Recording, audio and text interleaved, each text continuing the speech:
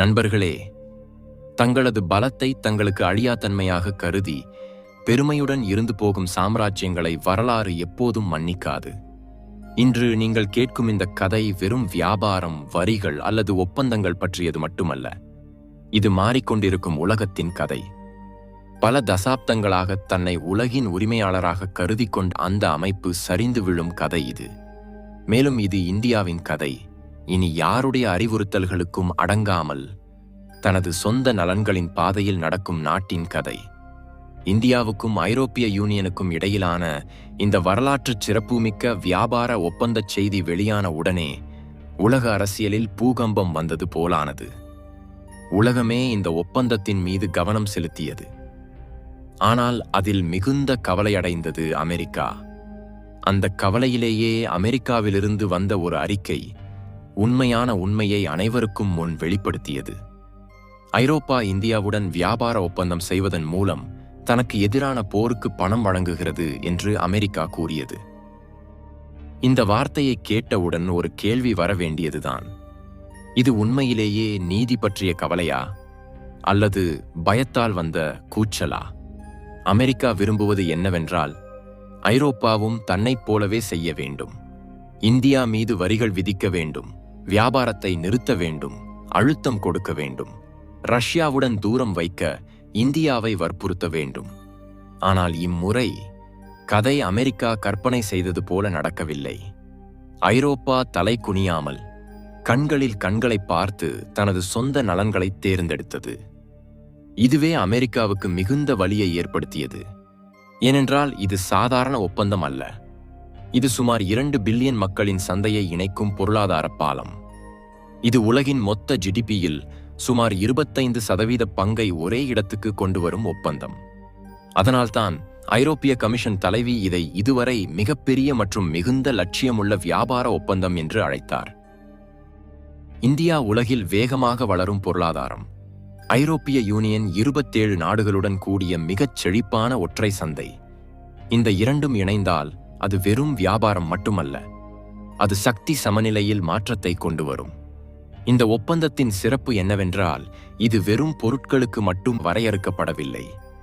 இதில் சேவைகள், முதலீடுகள், தொழில்நுட்பம், உற்பத்தி மற்றும் முக்கியமாக எதிர்கால விநியோகச் சங்கிலிகளும் உள்ளன. ஐரோப்பா இந்தியாவிலிருந்து வரும் டெக்ஸ்டைல்ஸ், லெதர், ரத்தினங்கள், ஆபரணங்கள், இரசாயனங்கள் மற்றும் பொறியியல் பொருட்கள் மீது வரிகளை குறைக்கும். அதேபோல இந்தியா ஐரோப்பாவிலிருந்து வரும் உயர்மட்ட இயந்திரங்கள், ஆட்டோமொபைல்கள் மற்றும் வைன் போன்ற பொருட்கள் மீது வரிகளை குறைக்க தயாராக உள்ளது. ஆனால் உண்மையான விளையாட்டு சேவைத்துறையில் உள்ளது. இந்தியா விரும்புவது என்னவென்றால், தனது ஐடி மற்றும் டெக் வல்லுநர்களுக்கு ஐரோப்பாவில் எளிதாக வேலை செய்ய விசாக்கள் வர வேண்டும். இந்திய டிகிரிகளுக்கு அங்கீகாரம் வர வேண்டும்.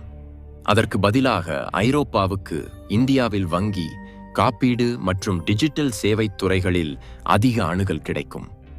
இது ஒரு பக்கம் மட்டும் லாபம் அடையும் ஒப்பந்தம் அல்ல. இது இரு தரப்பு தேவைகளுடன் வடிவமைக்கப்பட்ட ஒப்பந்தம். இப்போது அமெரிக்காவின் வழி தொடங்கும் பகுதிக்கு வருவோம். ஐரோப்பாவில் உள்ள பெரிய நிறுவனங்கள் இனி சீனாவை முழுமையாக சார்ந்திருக்க விரும்பவில்லை. கோவிட் காலத்தில் விநியோகச் சங்கிலி நெருக்கடி மற்றும் புவி அரசியல் அவற்றுக்கு ஒரே நாட்டை சார்ந்திருப்பது எவ்வளவு ஆபத்தானது என்பதை கற்றுக் கொடுத்தன. அதனால்தான் சீனா +1 உத்தியில் மிகப்பெரிய பெயராக இந்தியா உயர்ந்தது. இந்தியா ஒரு ஜனநாயக நாடு, நிலையானது மற்றும் நம்பகமானது. நீண்டகால முதலீடுகளுக்கு பாதுகாப்பான இடமாக கருதப்படுகிறது. அதனால்தான் ஐரோப்பா இப்போது தனது உற்பத்தி அடிப்படையை பெரிய அளவில் இந்தியாவுக்கு மாற்ற விரும்புகிறது. இங்கேதான் அமெரிக்காவுக்கு கடும் அடி விழுந்தது. ஏனென்றால் அமெரிக்காவின் பலம் வெறும் இராணுவத்தில் மட்டுமல்ல, அதன் மிகப்பெரிய பலம் பொருளாதார கட்டுப்பாடு, வரிகள் மற்றும் டாலர் மூலம் அழுத்தம் கொடுக்கும் சக்தி. ஆனால் இந்தியா போன்ற நாடுகளுக்கு மாற்று வழிகள் வந்த பிறகு அந்த கட்டுப்பாடு தளர்கிறது. அமெரிக்காவின் குற்றச்சாட்டு என்னவென்றால், இந்தியா ரஷ்யாவிலிருந்து மலிவு விலையில் கச்சா எண்ணெய் வாங்குகிறது, அதை சுத்திகரித்து அதே எண்ணெயை ஐரோப்பாவுக்கு விற்கிறது. இந்த செயல்முறையில் ரஷ்யாவுக்கு மறைமுகமாக லாபம் ஏற்படுகிறது. இவ்வாறு செய்வதன் மூலம் ஐரோப்பா தனது சொந்த பாதுகாப்புக்கு ஆபத்து கொண்டு வருகிறது. என்று அமெரிக்கா கூறுகிறது. ஆனால் இங்கேதான் அமெரிக்காவின் இரு முகங்கள் உலகத்துக்கு முன் வெளிப்படுகின்றன. அமெரிக்கா இன்னும் ரஷ்யாவிலிருந்து அணு எரிபொருள் மற்றும் யுரேனியம் போன்ற முக்கிய பொருட்களை வாங்குகிறது. அவற்றுக்கு மீது முழு தடையில்லை. தனது தேவைகளுக்காக ரஷ்யாவுடன் வியாபாரம் செய்யும் அமெரிக்காவுக்கு இந்தியாவுக்கும் ஐரோப்பாவுக்கும் நீதி பற்றி உபன்யாசம் செய்யும் உரிமையை யார் கொடுத்தது? உண்மை என்னவென்றால் இது நீதி விஷயம் அல்ல, இது கட்டுப்பாடு விஷயம். இந்தியாவுக்கும் ஐரோப்பாவுக்கும் இடையிலான இந்த ஒப்பந்தம் அமெரிக்கா மற்றவர்கள் மீது அழுத்தம் கொடுக்கும் சக்தியை பலவீனப்படுத்துகிறது. முன்பு இந்தியாவுக்கு வரையறுக்கப்பட்ட தேர்வுகளே இருந்தன. இப்போது ஐரோப்பா உள்ளது, மத்திய கிழக்கு உள்ளது, ஆசியா உள்ளது. அதனால்தான் அமெரிக்காவின் அழுத்த விளையாட்டு நீண்ட காலமாக தோல்வியடைகிறது. இந்த ஒப்பந்தம் மேற்கத்திய நாடுகளின் அழைக்கப்படும் ஒற்றுமையில் விரிசல்களை கொண்டு வந்தது. பல தசாப்தங்களாக ஐரோப்பா அமெரிக்காவின் முடிவுகளுடனேயே நின்றது.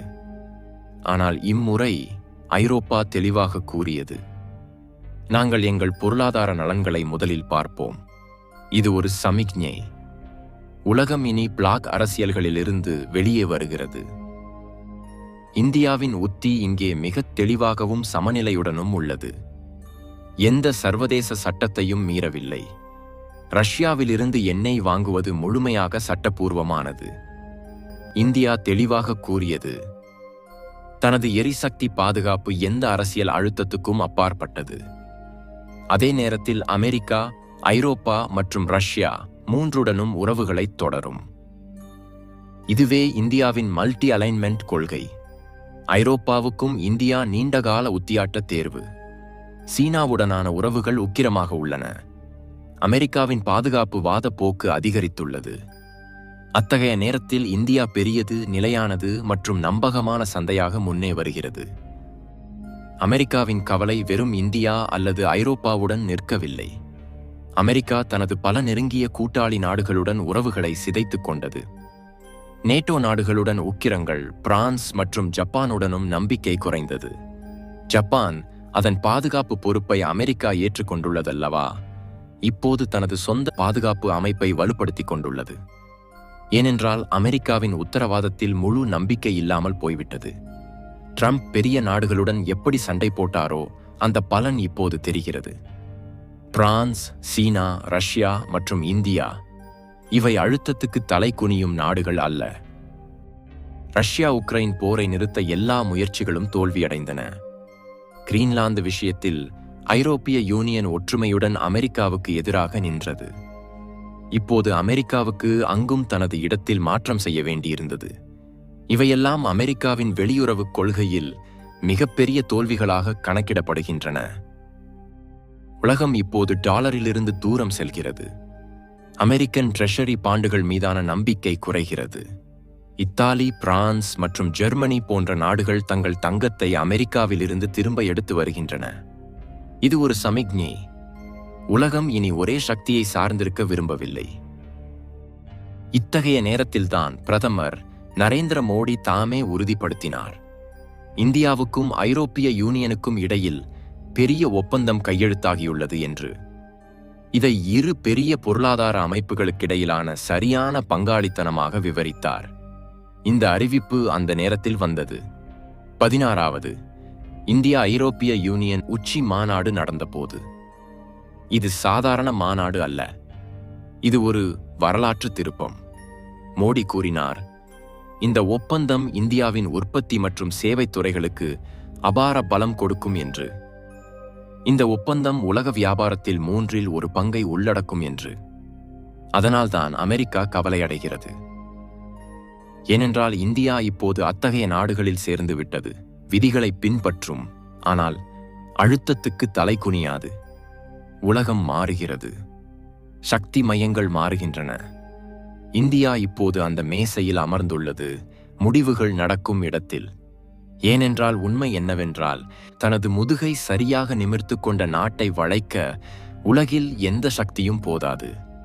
ஆகவே நண்பர்களே, இதுவரை என்னிடம் உள்ள அப்டேட் இவ்வளவுதான். உங்கள் அனைவருக்கும் சென்றடைய வேண்டிய அவசியம் உள்ளது என்று கருதினேன்.